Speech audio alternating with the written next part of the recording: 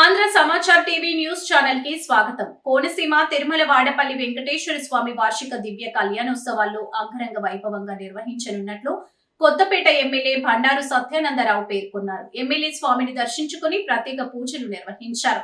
అనంతరం స్వామి దివ్య కళ్యాణ మహోత్సవ ఆహ్వాన కరపత్రాలను ఆవిష్కరించారు.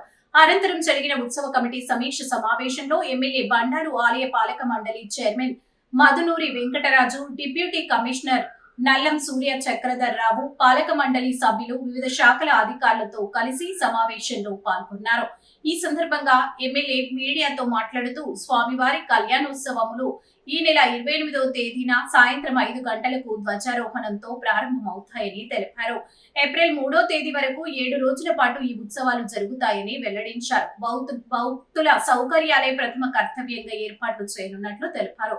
భక్తుల తాకిడిని దృష్టిలో పెట్టుకుని భారీ స్థాయిలో కళ్యాణ ఉత్సవాలు నిర్వహిస్తామని తెలిపారు. భక్తులకు ఎటువంటి లోటుపాట్లు లేకుండా, ఇబ్బందులు తలెత్తకుండా ఏర్పాట్లు చేయాలని అన్ని శాఖల అధికారులను అప్రమత్తం చేశామన్నారు. Revenue, police, Panchayati Raj, health, fire, head works తదితర శాఖల అధికారులు ఈ క్రతువులో నిమగ్నులవుతారని తెలిపారు. ఈ నెల 28వ తేదీన సాయంత్రం 5 గంటలకు ధ్వజారోహణంతో ప్రారంభించబడి ఏప్రిల్ 3వ తేదీ వరకు కూడా స్వామివారి యొక్క కళ్యాణోత్సవంలో నిర్వహించబడతాయి.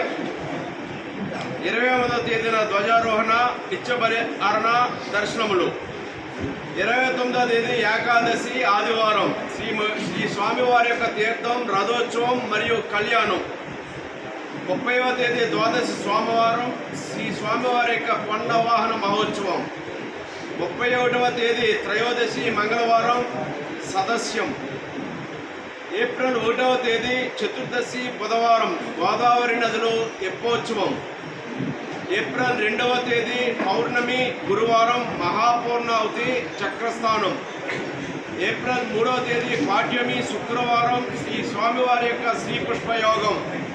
ఈ కార్యక్రమాలన్నీ కూడా 7 రోజుల పాటు దిగ్విజయంగా విజయవంతంగా నిర్వహించడం కోసం ఉత్సవ కమిటీ సమావేశాన్ని ఇక్కడ మేము సమీక్షా సమావేశాన్ని నిర్వహించుకోవడం జరిగింది.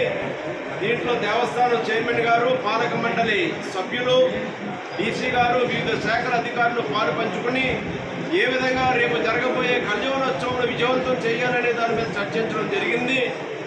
భక్తుల యొక్క తాకిడిని దృష్టిలో పెట్టుకుని కోనసీమ తిరుమల శ్రీ వాడపల్లి వెంకటేశ్వర స్వామి వారు వెలుగొందుతున్న వైభవాన్ని దృష్టిలో పెట్టుకుని స్వామివారి యొక్క కళ్యాణోత్సవములు చాలా భారీగా చక్కగా నిర్వహించబడాలని కోరుకోవడం జరిగింది.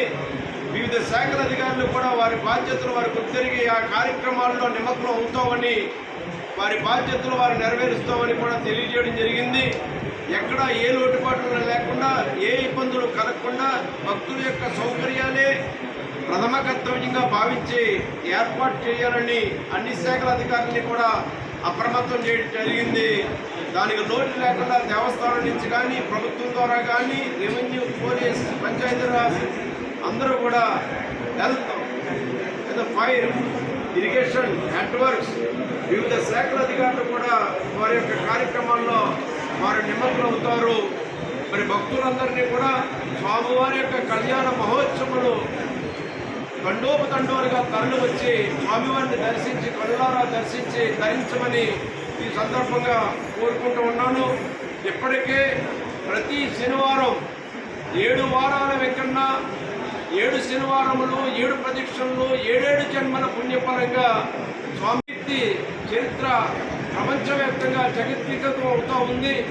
దీనిని ఇంకా ఇనుమడింప చేయడం కోసం అందరం కూడా బాధ్యతగా స్వామివారి యొక్క కార్యక్రమాలు విజయవంతం చేయాలని కోరుకుంటూ దాని తగ్గన్ని ఏర్పాట్లు చేస్తూ ఉన్నాం.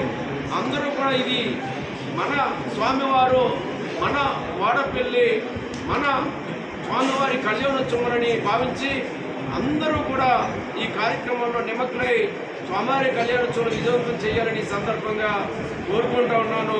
ఈ నియోజకవర్గ శాసనసభ్యుడిగా నా వంతు సహాయ సహకారాలు వివిధ శాఖల అధికారులతో కలిసి ఈ స్వామివారి యొక్క కళ్యాణ మహోత్సవములు పూర్తి చేయడానికి కృషి చేస్తానని తెలియజేసుకుంటూ ఉన్నాను.